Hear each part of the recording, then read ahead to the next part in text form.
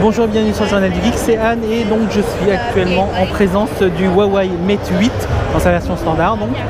Je vous rappelle qu'il propose un processeur octa-core Kirin 950, une batterie de 4000 mAh, ce qui est génial, un écran de 6 pouces Full HD, un APN de 16 mégapixels qui vient de chez Sony et 3 Go de RAM, 32 Go de mémoire interne ou alors 64 Go de mémoire interne et 4 Go de RAM. Donc c'est vraiment dommage par contre que l'écran de 6 pouces ne soit que Full HD. Bon, très honnêtement, je l'utilise depuis quelques temps et c'est pas si gênant que ça. Maintenant, si on fait vraiment attention aux pixels et tout ça, on verra que un Full HD sur du 6 pouces, c'est quand même moins bien que du Quad HD sur du 5,7 pouces quoi. Sinon, en dehors de ça, je le trouve plutôt bien fini. Il suit vraiment ce qui a été fait depuis un certain temps. Il est fin, il est propre, il est léger. Vous pouvez voir que l'écran utilise vraiment une bonne partie de la surface et ça c'est quand même super agréable dans l'absolu.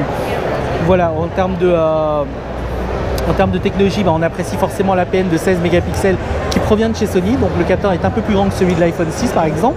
La reconnaissance biométrique qu'on a juste ici, le capteur biométrique qui fonctionne exactement comme le Nexus 6P. Il sera disponible à partir de 599 € en France, à partir de mi-janvier il me semble.